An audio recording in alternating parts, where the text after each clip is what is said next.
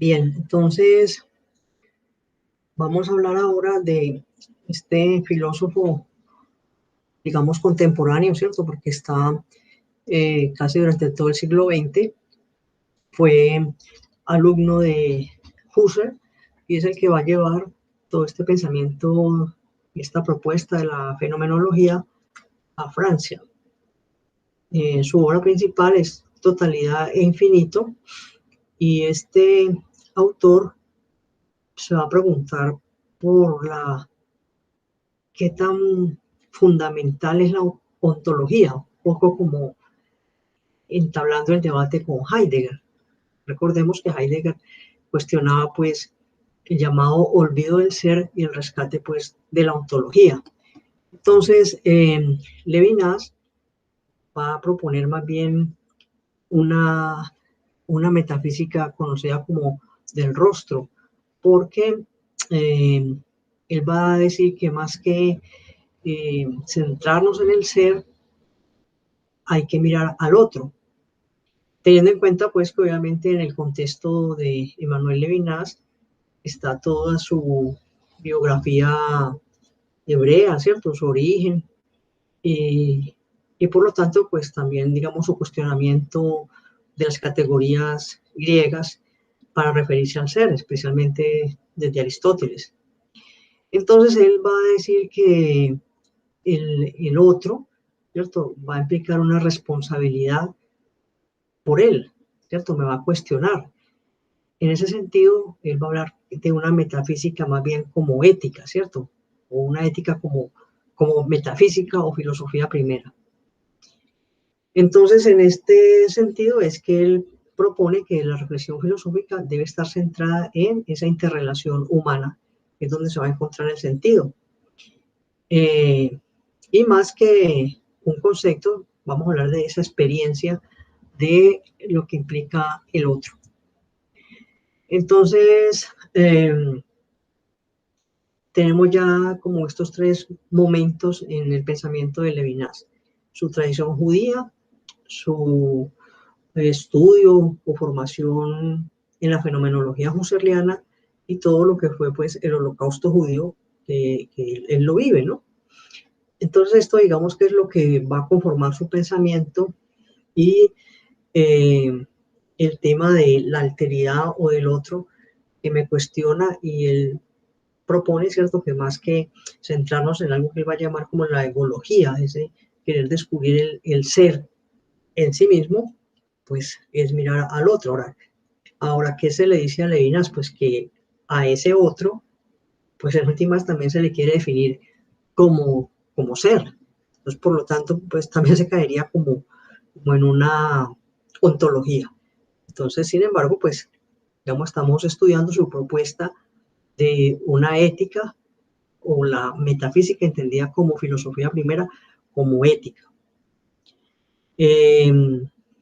Entonces, este tema de la relación con el otro también hay que mirarlo en su formación judía, porque recuerden que para esta cultura el tema de la relación es muy importante, ¿cierto? Es un pueblo que tiene una relación con Dios mediante el diálogo y la oración. Es un Dios que se muestra, ¿cierto? Un Dios que tiene rostro, un Dios que se le presenta a Moisés, a Abraham, ¿cierto? A diferencia, digamos, de los dioses griegos, que son dioses que cargan todos los vicios y las debilidades humanas y que además son lejanos allá en el Olimpo. Para Levinas, el otro me evoca a Dios y con ello, ¿cierto?, la idea de infinito y trascendencia. Digamos, es donde está el énfasis, pues, metafísico. Yahvé, el mandato principal de este Dios judío, que es nuestra herencia judío-cristiana, hay un mandato de responsabilidad, ¿cierto?, con Dios y con el prójimo, de no hacer daño. Recordemos ese mandamiento tan importante, ¿cierto?, de no matar, no matar. Esto, para Levinas, es un mandato fundamentalmente ético. Entonces, la metafísica aquí se va a comprender como trascendencia en la medida en que ese esta dimensión de lo divino se abre a partir de ese rostro del otro.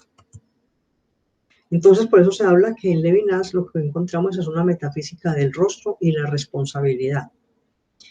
Una metafísica que más que preguntar por el ser, debe preguntar por el otro.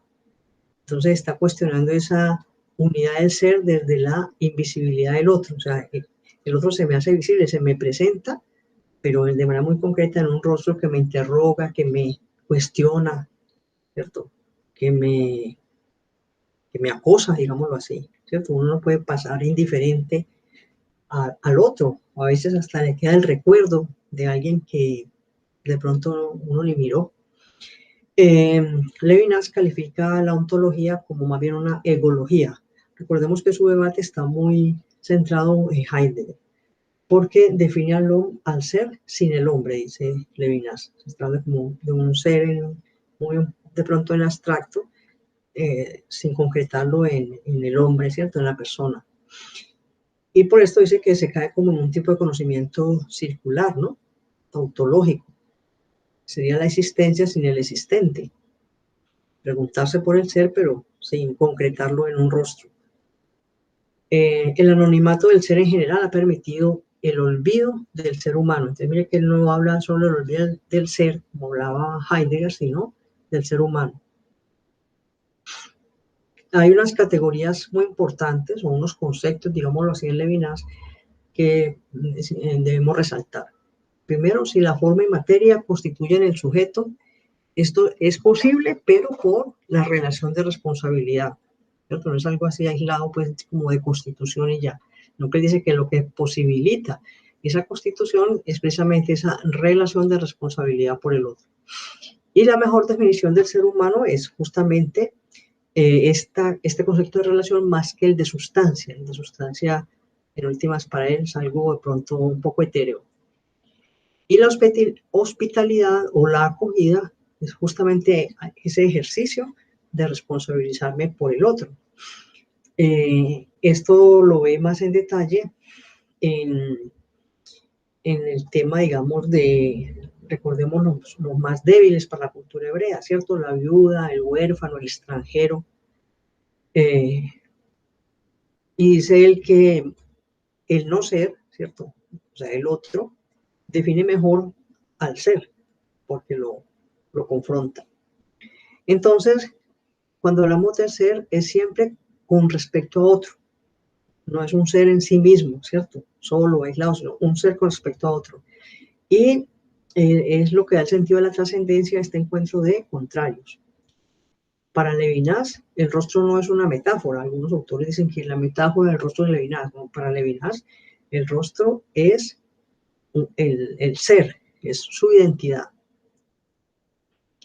Bien, entonces, en este texto de Totalidad Infinito, escrito en 1987, él va a afirmar que el prójimo no es que sea tan prójimo porque es igual a mí, sino justamente porque es la diferencia.